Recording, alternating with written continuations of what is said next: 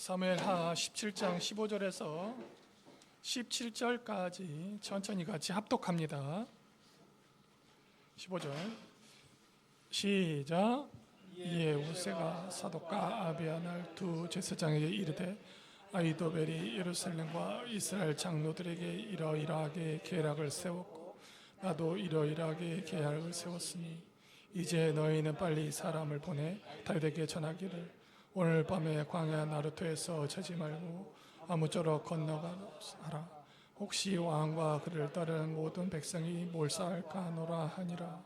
그때 요나단과 아히스가 사람이 볼까 두려워하여 감히 성에 들어가지 못하고 엔로겔에 가 머물고 어떤 여종이 그들에게 와서 말하고 그들은 가서 다윗에게 알렸더니. 아멘. 하나님의 말씀입니다.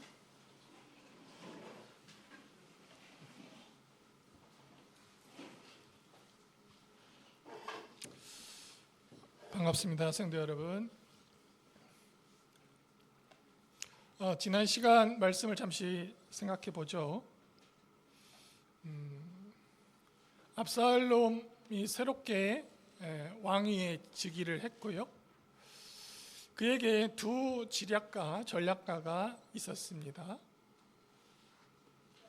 첫 번째, 아히도벨에게 앞으로 우리가 어떻게 해야 다윗을 제압할지 전략을 말하라 요청을 했고, 아히도벨의 전략은 급히 군대를 자신에게 붙여주시면 오늘 밤에 떠나서 다윗의 목숨을, 다윗 왕만의 목숨을 거두겠습니다 이렇게 말을 했고, 압살롬이 들어보니까 너무 좋은 계략이었어요. 그런데 그의 마음에 후세의 이야기도 한번 들어보고 싶은 거예요. 그래서 후세를 불러드립니다. 후세의 전략은 사실 아히도벨에 미치지 못합니다. 그럼에도 후세는 압살롬의 마음을 얻어요. 왕이시여 친히 군사를 이끌고 가서 다윗 왕을 이슬이 땅을 덮음같이 그와 함께하는 모든 사람들을 멸하십시오. 후세가 압살롬을 이렇게 막 띄우는 거예요. 붕붕붕. 그러니까 압살롬이 그 말이 너무 달콤한 거죠. 그래서 아히도벨의 전략을 패하고 후세의 말을 듣기로, 또 같이 있는 모든 장로들이 그 말을 옳게 여기게 됩니다. 이어서 오늘 본문에 다윗 인생에서 가장 아찔했던 순간이 나옵니다. 사실 다윗은 이미 죽은 목숨이나 다름이 없습니다. 요단강가에서 진을 치고 숨어 있을 때입니다. 만약 첫 번째 그 지략가 아히도벨의 그 전략이 실행되었다면, 혹은 후세가 좀 있으면 전령을 보내거든요. 첩보를 보내는데 그 일행이 붙잡혔다면 다윗과 그와 함께 모든 일당들은 요단강을 건너기도 전에 몰살을 당했을 것입니다. 하지만 그 절체절명의 순간에 다윗을 자기 목숨처럼 돕는 손길들이 있었습니다. 그들의 도움으로 죽음의 문턱을 넘어 마하나임에 다윗이 도착을 합니다. 그리고 다윗을 기다리는 것은 놀랍게도 길르앗 사람들의 뜨거운 환대였어요. 위기의 순간에 하나님은 곳곳에 도움의 손길을 보내주셨고, 다윗은 그런 사람들을 통해서 생명을 건지고 전열을 재정비해서 반격의 기회를 얻게 됩니다. 오늘 말씀을 통해서 위기의 순간에 하나님이 여러분들을 위해서 예비하신 사람들을 통해서 하나님이 여러분들을 구원하신 진짜 의도가 무엇인지 발견하시는 성도 여러분 되시기를 주님의 이름으로 축복합니다. 이제 그 후세, 두 번째 지략가 후세가 제사장 등을 통해서 다윗에게 그 전령을 보내는 말씀을 15절에서 17절 말씀을 보시죠. 같이 읽어볼까요? 시작. 이에 후세가 사독과 아비아달과 두 제사장에게 이르되 아히도벨이 압살롬과 이스라엘 장로들에게 이러이러하게 계략을 세웠고 나도 이러이러하게 계략을 세웠으니 이제 너희는 빨리 사람을 보내 다윗에게 전하기를 오늘 밤에 광야 나루트에서 자지 말고 아무쪼록 건너가소서 하라. 혹시 왕과 그를 따르는 모든 백성이 몰사할까 하노라 하니라. 그때 요나단과 아히마스가 사람을 볼까 두려워하여 감히 성에 들어가지 못하고 에르로겔가에 머물고 어떤 요정은 그들에게 나와서 말하고 그들은 가서 다윗에게 알리더니 다윗 왕은 이미 몇 수 앞을 내다보고 궁궐로 후세를 보냅니다. 후세를 보내면서 제사장들도 보냈어요. 그리고 그 다윗이 보낸 후세와 제사장들을 통해서 압살롬의 작전이 다윗에게 전달되기 시작합니다. 다윗은 제사장 사독과 아비아달과 그의 아들들을 예루살렘으로 돌려보내면서 그들이 알리는 소식을 내가 기다리겠다 이렇게 말을 했었습니다. 그 말씀이 사무엘하 15장 35절 36절에 있는데요. 제가 읽어드릴게요. 사독과 아비아달 두 제사장이 너희와 함께 거기에 있지 아니하냐? 내가 왕의 궁중에서 무엇을 듣든지 사독과 아비아달 두 제사장에게 알리라. 그들이 두 아들 곧 사독의 아히마아스와 아비아달의 요나단이 그들과 함께 거기에 있나니 너희가 듣는 모든 것을 그들 편에 내게 소식을 알릴지니라 하는지라. 이제 다윗이 계략대로 후세가 보낸 첩보들을 제사장들에게 전합니다. 후세가 압살롬에게 아히도벨의 계략을 다 들었잖아요. 깜짝 놀랐지만 내심 아무 표정을 짓지 않고 있다가 자기 계략을 쭉 설명하더니 자기가 들은 그 전략을 제사장을 통해서 다윗에게 전달을 합니다. 아히도벨은 다윗 왕을 제거하는 전략을 제안했지만 자기가 그 전략을 패했잖아요. 그런데도 혹시 모르니까 오늘 밤 완전히 도하를 건너라고 급하게 소식을 전합니다. 이때 후세는 이렇게 말을 하는 거예요. 왕 그리고 그와 함께한 모든 백성이 멸절될지 모른다. 이 16절에 이렇게 경고를 하죠. 그런데 실제로 아히도벨은 다윗 왕만 콕 집어서 자기가 제거하면 나머지 백성들은 다 압살롬 왕을 따를 것입니다. 이렇게 말을 했었잖아요. 그런데 후세가 이렇게 강력하게 이야기한 것은 다윗이 그 첩보를 듣고 마음을 동여매고 즉각적으로 이 요단강을 건너가기를 원했기 때문에 이렇게 말을 한 것입니다. 17절은 후세가 보낸 첩보가 다윗에게 어떻게 도달했는지 설명하는데요. 먼저 제사장의 아들들이 성으로 들어와서 아버지에게 소식을 듣고, 그러니까 후세가 대제사장들에게 이야기를 전달했잖아요. 그러면 이 대제사장들 사독과 아비아달이 자기 아들에게 이야기를 전해주면 이 아들들이 강나루로 가서 다윗을 만나기로 했었단 말이죠. 그런데 그들이 성 밖에서 성 안으로 들어오지를 못합니다. 이 압살롬의 눈이 무서워서 그들이 예루살렘 성 밖에서 대기를 하고 있어요. 예루살렘에서 제사장 사독과 아비아달이 자기 아들이 밖에서 기다리고 있으니까 여종을 통해서 그 이야기를 전달하면 그들이 그 이야기를 듣고 다윗에게 출발하려고 했습니다. 여러분, 그러면 제사장들의 아들이 압살롬을 두려워한 이유가 있을 거 아닙니까?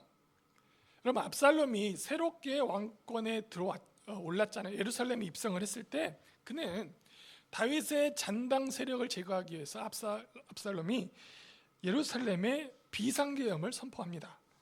그리고 사람들을 일일이 검열하고 모든 뉴스를 통제하고 있었습니다.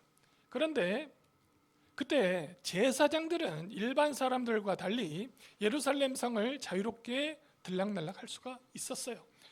압살롬은 그런데 이런 제사장들마저도 불신하고 있었어요. 그가 헤브론에서 유다 지파가 지배하고 있는 헤브론에 가서 왕으로 세워질 때 그 200명, 300명을 데리고 갔잖아요. 그때 제사장은 한 사람도 부르지 않았었습니다. 그것을 보면 그가 평소에 제사장들을 어떤 세력으로 봤는지 짐작이 되죠.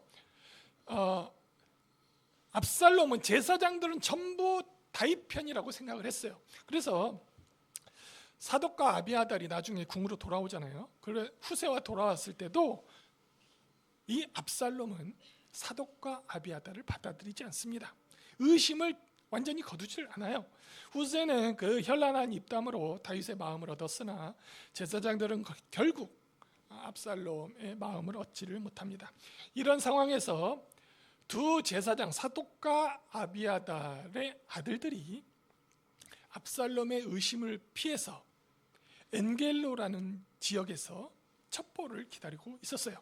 그래서 자기 아들들에게 이 중요한 소식을 전달해야 되는데 이 대제사장들이 아주 묘한 일 생각해내게 됩니다. 그 당시 여러분 예루살렘에는 우물이 없었어요. 예루살렘 성 축구장 한 10개 정도 되는 크기의 성인데 그 안에 물이 없었어요.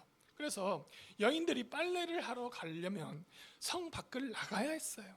빨래 꾸러미를 들고 성 밖을 나가서 빨래를 해갖고 들어왔어야 해요. 그래 제사장들이 그 엔겔로 센터에 여종을 보내면 되겠다고 생각을 합니다. 그래서 여종들이 빨래를 핑계로 엔겔로에 가서 대제사장들 아들에게 자기가 들은 첩보를 전달을 합니다. 여러분 그런데 여기서 우리가 꼭 알아야 할 것이 있어요. 다윗은 아주 중요한 순간마다 여자들이 핵심적인 역할을 해서 그를 돕는다는 거예요. 이름조차 남기지 않는 여인들이 없었다면 다윗은 압살롬 손에 죽었을 것입니다. 다윗이 여러분 사울에게 쫓길 때 생각해 보죠. 미갈이 다윗을 살려주는데 창문을 통해서 미갈이 그 침상에 다윗이 아프다고 거짓말하고 거기에 막 침상에 누워 있는 것처럼 꾸몄을 때 다윗이 창문을 통해서 도망을 합니다.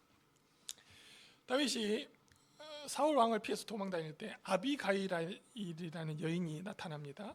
그 여인이 다윗을 도와줍니다. 그의 남편이 다윗을 막 저주했어요. 근데 이 아비가일 현명한 여자가 다윗을 도와줍니다. 그러니까 다윗이 이렇게 낮아져서 한참 막 사경을 헤매고 있을 때 그는 여인들의 도움을 받습니다. 그런데 그가 높은 자리에 올라갔을 때 권력을 차지한 다음에 다윗은 여인들을 도구로 여기게 됩니다.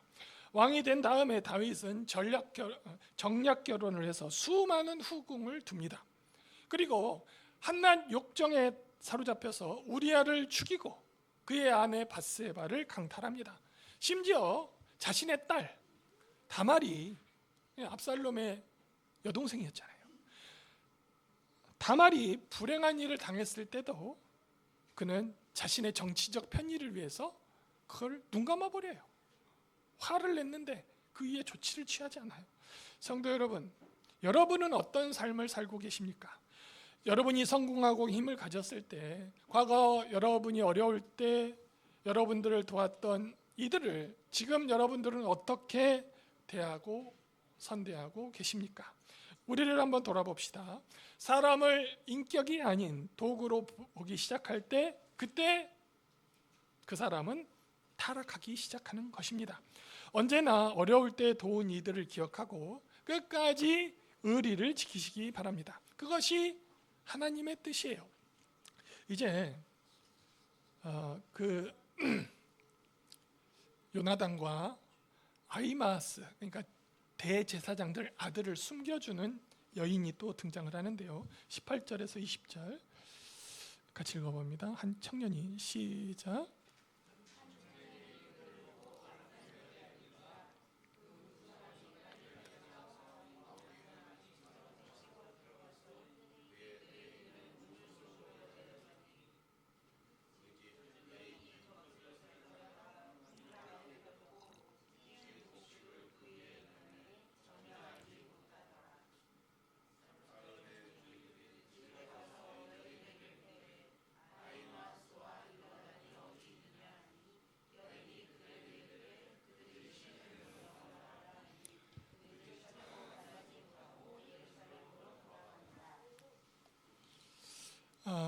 모세가 그 아히도벨의 전략을 물리친 다음에 자기가 들은 그 소식을 급하게 다윗에게 전하려고 하는데 문제에 봉착합니다. 압살롬의 감시자들 중에 한 청년이 그 첩보를 전달하는 메신저들을 발견한 것이죠. 그 청년이 압살롬에게 그 반역 행위를 즉각 고발을 합니다. 18절에 압살롬의 종들이, 제가 봤을 때는 압살롬의 경호원들이 다윗보다 많았잖아요. 자기 곁에 있는 경호원들을 급한 것 같아요. 그들이 제사장의 아들들을 추격하기 시작합니다. 제사장의 아들들이 자기의 본연의 근무지가 있단 말이에요. 예루살렘에. 거기를 이탈해서 다윗이 피난길로 갔던 길을 따라서 이동하는 것을 보고 그들을 도주하는 그 길을 따라서 자기의 친위 병사를 보내게 된 것입니다. 한편 압살롬의 종들의 추격을 눈치챈 이 대제사장들 두 아들이죠. 아히마아스와 요나단이 얼마나 급했는지 생면부지의 사람의 집에 들어갑니다. 그리고 압살롬의 종들이 말을 타고 추격을 했기 때문에 그때 제사장들은 그냥 은밀히 걸어서 이동했기 때문에 이제 잡히기 일보 직전이었습니다. 이때 제사장의 아들들이 압살롬의 추격대를 따돌릴 수 없음을 깨닫고 무작정 바후림의 어떤 남자 집으로 들어갔다고 합니다. 근데 문제는 여러분, 바후림은 사울 왕에게 충성하던 사람들이 모여있던, 사울 친족들이 모여있던 그런 마을이었어요. 혹시 여러분 시므이라고 들어보셨습니까? 지난 시간에 얼마 전에 나왔는데, 시므이, 다윗이 이렇게 피난길을 가고 있는데 뒤따라오면서 막 다윗을 저주했어요. 시므이, 사울왕의 친족이거든요. 이 시므이가 사는 곳이 바후림입니다. 그 지역이었어요. 바후림의 어떤 집으로 쏙 들어가요.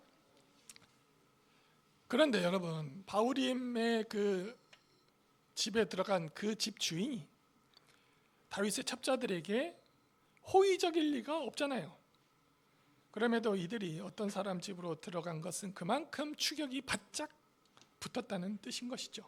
이때 하나님의 도움이 없었다면 그들은 거기에서 잡혀서 죽고 말았을 것입니다.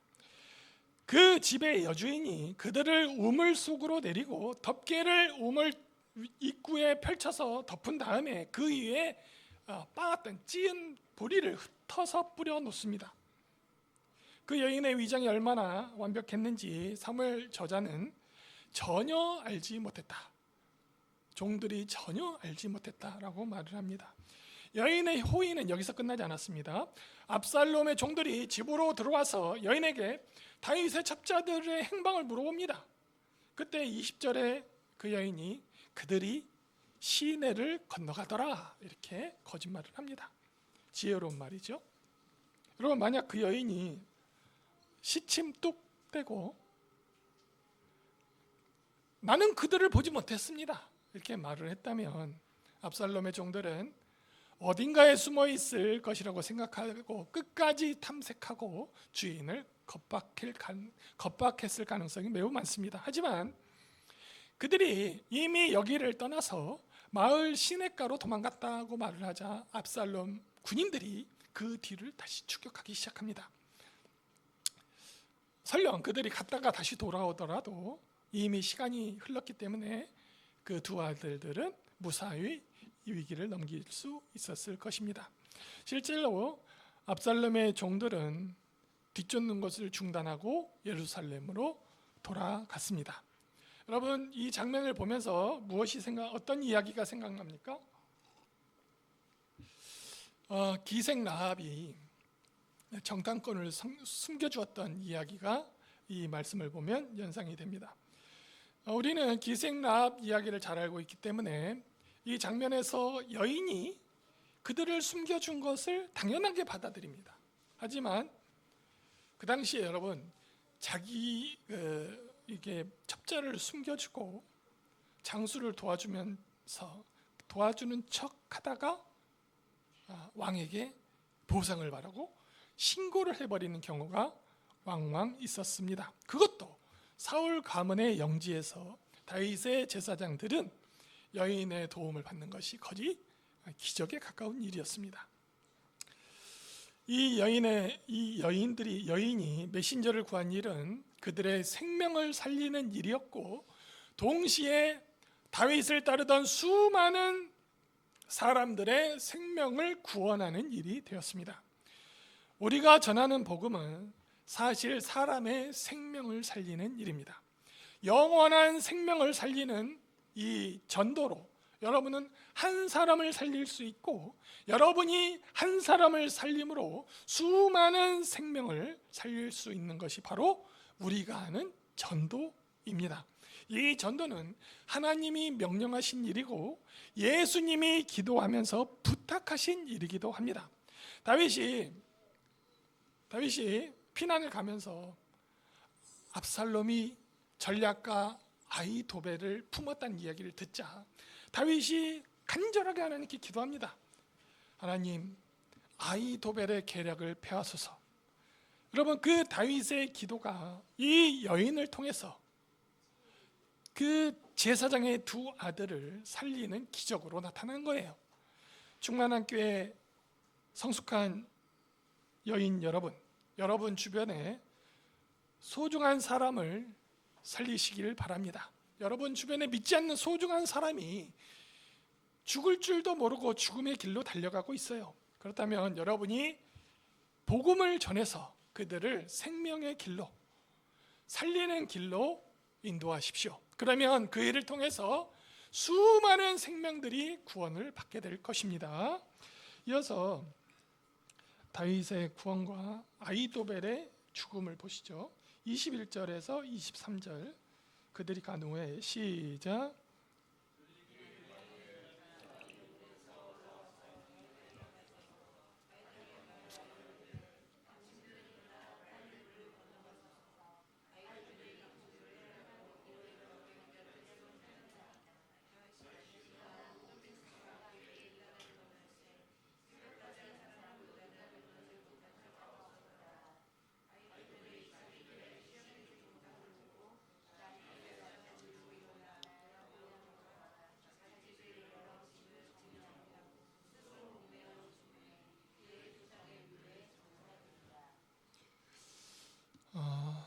여러분 21절에 보면 그들이 간 후,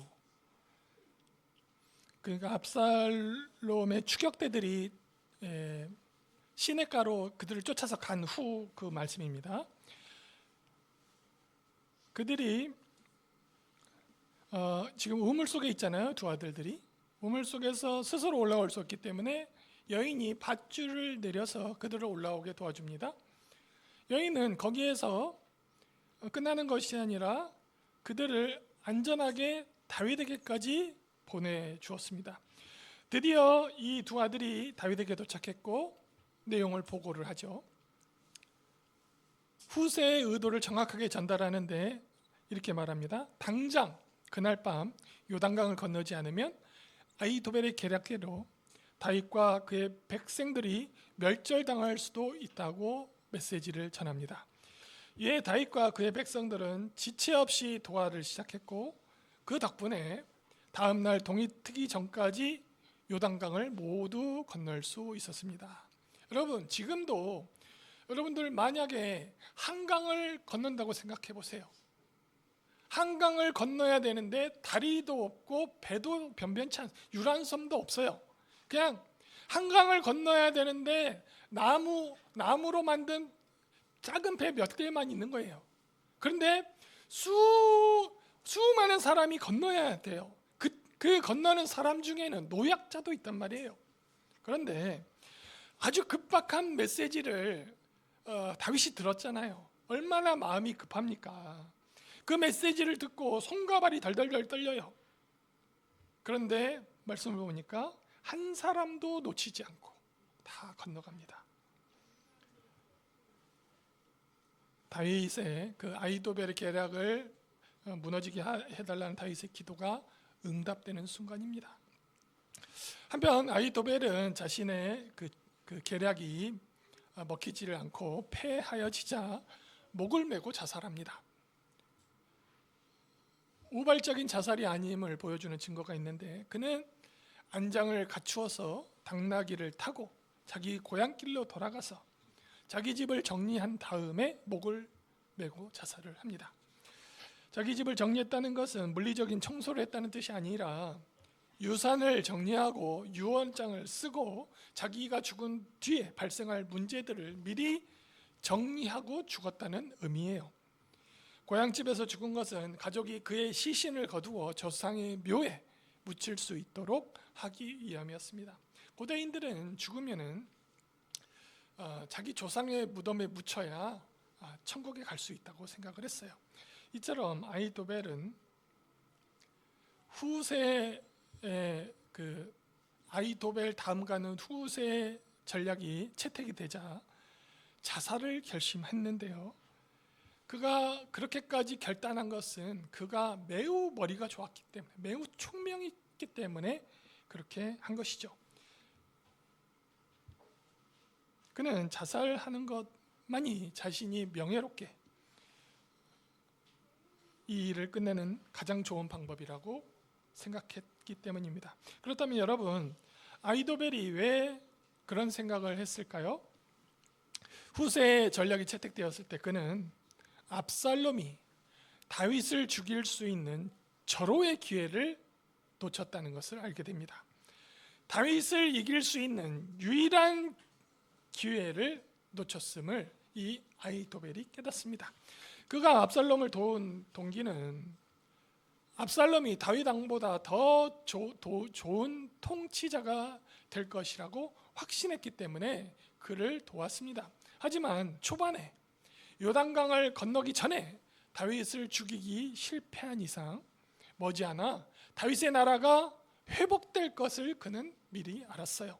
다윗이 돌아왔을 때 반란한 무리들에 대한 처벌은 불가피할 것이고, 아히도벨은 그때가 되면 체포가 돼서 범죄자로 전락되고 처형을 당할 것이 분명했기 때문에 지금 자살을 하면 가족을 보호하고 명예를 지킬 수 있다고 생각을 했습니다.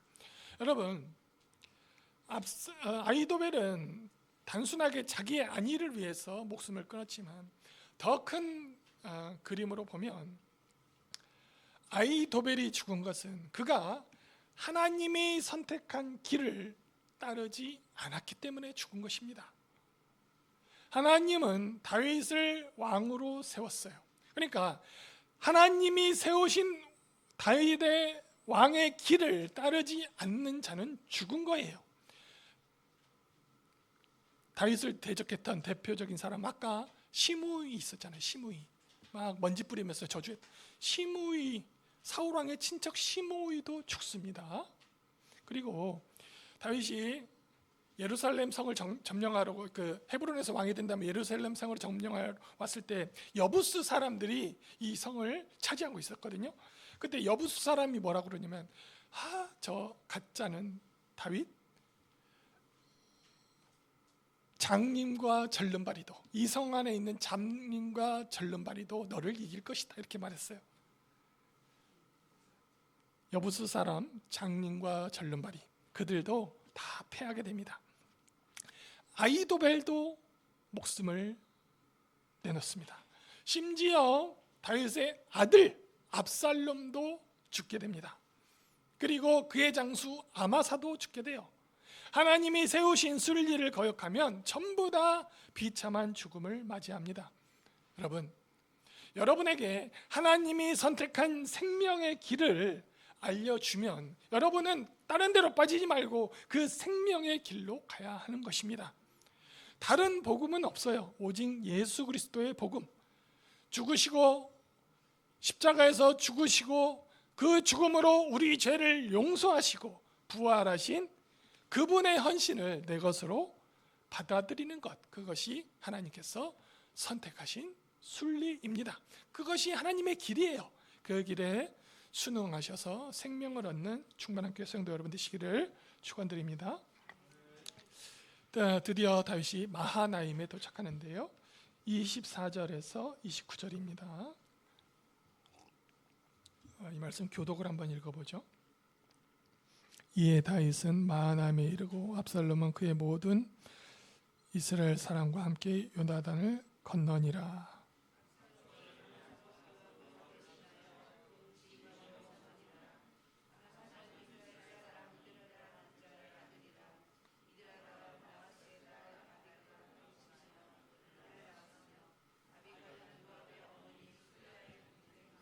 이에 이스라엘 무리와 압살롬이 길르앗 땅에 진친지라.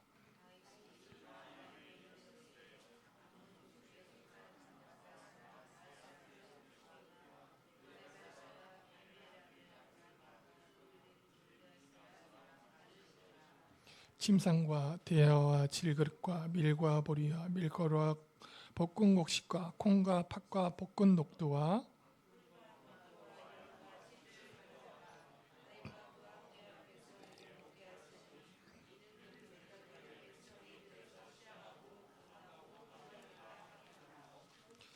자, 24절을 보시면 다윗이 마하나임에 도착했다고 하죠. 마하나임은 다윗이 이제 압살롬의 군대와 전투를 하기 위해서 선점한 도시입니다. 그 성입니다.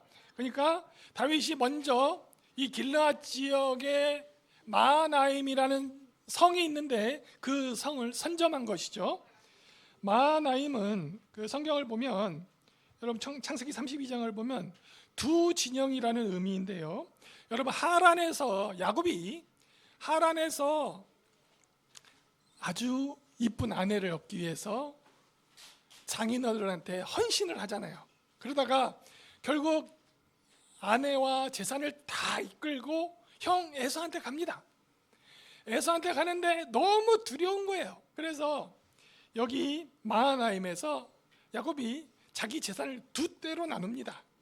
앞에 먼저 보내고 자기는 뒤에 맨 쳐져 있다가 앞에 있는 사람들이 형에게 공격당하면 도망가려고 그렇게 했었어요. 거기가 마하나임입니다. 마하나임의 구체적인 위치는 길르앗 지역에 속한 도시로서 야복각 북쪽에 위치한 것으로 추정되죠.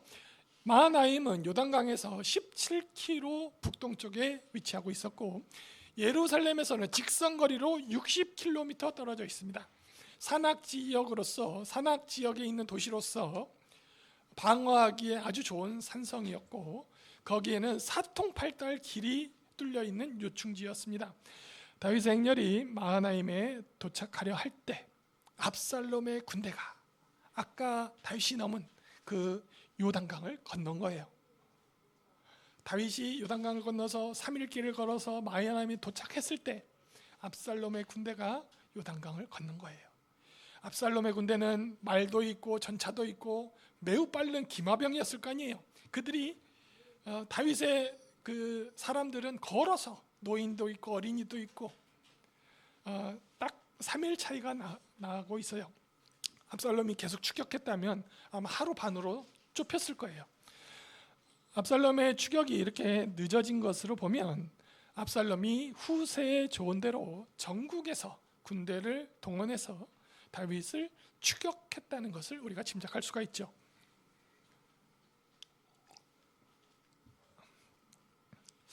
압살롬이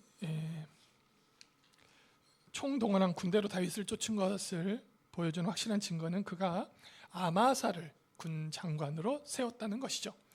저자는 요압 대신 아마사를 군대 장관으로 세웠다고 말합니다. 다윗의 군대 장관은 요압입니다. 요압은 한 번도 다윗을 지금까지 반역한 적이 없었습니다. 그리고 요압이 압살롬에게 붙었던 적도 없어요. 따라서 압살롬은 그 요압을 대신할 군대 장관이 총사령관이 필요했어요. 사무엘서 저자는 요압 대신 아마사라는 말을 함으로써 나중에 이 요압과 아마사가 경쟁하는 관계를 미리 보여주고 있습니다. 그러면 왜 압살롬은 아마사를 선택한 것입니까? 그 이유를 족보로 설명해요. 족보로 꽤 긴데요. 결론이 뭐냐면 아마사와 요압이 사촌지간이었어요. 거의 핏줄 같은 핏줄이었어요. 26절에 따르면 아마사를 군사령관으로 한 압살롬이 군대를 길르앗 지역까지 들어가서 길르앗에서 길르앗 평지가 있거든요. 거기서 진을 쳤습니다. 여러분, 길르앗 하면 무엇이 떠오르십니까? 길르앗 야베스라는 말이 많이 들어봤죠. 길르앗은 본래 사울 가문에 충성하던 지역이었습니다. 하지만 다윗이 왕이 됐잖아요. 헤브론에서 유다의 왕으로 세워졌을 때 그는 가장 먼저 이 길르앗 야베스를 포섭하기 위해서 자신의 편으로 만들기 위해서 애를 많이 씁니다. 유다 가문의 왕이 되었지만 지속적으로 사울 지파에게 따뜻한 손길, 유화적인 제스처, 언행을 하면서 길르앗 사람들을 품었어요. 그래서 길르앗 사람들이 결정적으로 다윗의 그 마음을 받아준 계기가 뭐냐면은 요나단의 아들, 사울 왕의 아들이 요나단이고 요나단의 아들이 무비보셋, 절름발이 아들이 있었어요. 그 절름발이 아들을 다윗이 왕이 되었을 때 자기 식탁에서 함께 밥을 먹게 해주잖아요. 왕의 권력에 참여하게 해준 겁니다. 그때 길르앗 사람의 민심이 다윗에게 호의적으로 변합니다. 지금도 박근혜 전 대통령을 영남 사람들이 박근혜 전 대통령을 선대하는 사람을 너무 좋아해요. 그래서 박근혜 전 대통령을 품으면 거기에다가 몰표를 그냥 몰아주는 거예요. 그거랑 똑같은 것 같아요. 압살롬이 길르앗 지역에서 다윗과 싸우게 되잖아요. 그러면은 그 길르앗 주민이 다윗 편이란 말이에요. 그러니까 다윗이 훨씬 더 군인 숫자는 적지만 유리한 거예요. 특히 27절부터 29절에 보면은 길르앗의 유지들이 있어요. 길르앗을 지배하던 그 유지들 세력가들이 전부 다 다윗에게 옵니다. 소비, 마길, 바르실레, 다윗이 꾸민 임시 정부에 그들이 와서 전폭적으로 다윗을 후원합니다. 마길이 누구냐면 최근까지 사울 왕의 손자 무비보셋을 보살피던 사람이 마길이에요. 마길이 다윗 왕이 그 무비보셋을 품을 때 마길이 다윗을 너무 싫어했는데 갑자기 좋아하게 됩니다. 그리고 바르실레, 그는 매우 나이가 많은 원로였고 그의 직업이 철광산을 운영하고 있어요. 이 철광 산업의 이권을 지키기 위해서 다윗에게 선물을 무지막지하게 싸들고 갑니다. 그리고 소비라는 사람이 누구냐면 암몬 왕 나하스의 아들이에요. 암몬 왕 나하스의 아들이 한운이었는데 한운 큰아들이 죽고 이 소비가 암논을 세력을 자기가 거머쥡니다. 그런데 여러분, 이전에 다윗이 암논을 침략해서 암논을 이스라엘의 속국으로 만들었어요. 그러니까 암논의 소비는 그 속국의 왕이란 말이죠. 그런데 압살롬이 반란을 일으켰잖아요. 그러면 이 소비가 압살롬에게 붙어야 되는데 그는 그렇게 하지 않고 자기 나라 독립을 기회로 삼지 않고 다윗에게 충성하는 표시를 합니다. 그래서 다윗에게 딱 붙어서 기회를 봅니다. 길르앗 야베스 사람들뿐만 아니라 암몬에 속한 사람들까지 피난 중인 다윗을 지지하는 거예요. 이것은 다윗에게 심리적으로 큰 위로를 줍니다. 생각해 보세요. 자기 아들이 반란을 했어요. 그리고 맨발로 쫓겨갔어요. 얼마나 상심이 컸겠습니까? 그러나 그들이 다윗을 돕는 사람들로 남아있을 때 다윗이 큰 위로를 받습니다. 이들이 가져온 품목은 크게 세 가지로 구분되는데 침상과 그릇, 그리고 곡물과 버터와 치즈, 그리고 고기까지. 이 피난민들이 허기와 목마름을 해결해 줄 수 있는 아주 귀한 것들이었습니다. 심지어 그들이 앉아서 편안히 먹을 수 있도록 침상과 그릇들까지 갖다 줬어요. 성경에서 소비, 마길, 바르실레가 이렇게 가져온 것들 구체적 품목을 일일이 나열한 것은 그들이 다윗에 대해서 얼마나 충심인지를 강조하기 위한 것 말씀드립니다. 다윗이 마하나임에서 임시 정부를 차리게 된 근본적인 원인은 아들의 반란이었고, 아들이 반란하게 된 또 근본 원인을 보면 다윗의 우리아를 죽이고 밧세바를 범한 죄였어요. 죄가 잉태해서 그런 결과를 낳았어요. 다윗은 이런 고난을 당할 때 다시 한번 하나님의 세심한 은혜를 경험합니다. 그는 사람들이 자기를 도와주러 왔을 때 자기가 그냥 앉아서 주는 거 받아먹기만 하는 그 상황을 딱 만났을 때 아직도 하나님이 자기를 버리지 않았음을 확신하게 됩니다. 말씀을 정리하겠습니다. 사랑하는 성도 여러분, 거의 온 나라가 압살롬에게 넘어갔습니다. 북쪽 지파는 물론이고 다윗의 정치적 뿌리였던 유대 지파까지 그를 배신했습니다. 백성이 없는 왕이 무슨 왕입니까? 쫓겨다니는 다윗의 자괴감은 말할 수 없었을 것입니다. 자신의 죄를 철저하게 복귀하면서 견디는 다윗에게 하나님이 휘두르는 회초리는 너무 아팠어요. 주님, 도대체 언제쯤 이 고통이 멈출까요? 유대 전승에 따르면 다윗이 이때 자살하려고 했어요. 하지만 여러분, 다윗은 그 칠흑 같은 어둠을 견디게 됩니다. 그 이유는 끝까지 그의 곁을 지켰던 소수의 무리가 있었기 때문입니다. 기억하시기 바랍니다. 하나님의 나라는 다수결로 세워지지 않습니다. 오직 하나님이 세우신 그 길, 하나님의 말씀, 하나님의 뜻으로 하나님의 나라는 세워집니다. 만약 세상처럼 다수결로 세워졌다면 다윗은 벌써 왕위를 압살롬에게 내어 주어야 했습니다. 그러나 하나님이 허락하지 않습니다. 왜입니까? 압살롬은 하나님보다 자기 자신의 욕망이 중요한 사람이에요. 그러니까 자기에게 조금만 칭찬하는 후세를 품어버리는 거예요. 그는 하나님의 통치를 대리할 자격이 없었습니다. 다윗이 이 모진 회초리를 결국 견뎌야 했던 이유는 오직 한 가지였어요. 하나님이 선택하신 솔로몬에게 자기의 왕권을 물려줘야 할 의무가 자신에게 있었기 때문입니다. 오늘날 우리들은 압살롬에게 쫓기는 다윗과 같은 처지입니다. 우리의 허물과 죄로 인해서 뜻하지 않는 고난이 우리에게 엄습을 합니다. 그리고 지금 우리에게 그 회초리는 너무나 아프게 다가옵니다. 그러나 성도 여러분, 세상이 우리를 향해서 외치는 비난의 목소리가 모두 진리와 사실은 아닙니다. 지금 우리가 들어야 할 것은 하나님의 세미한 음성입니다. 이제 우리에게 남은 것은 단 하나의 사명입니다.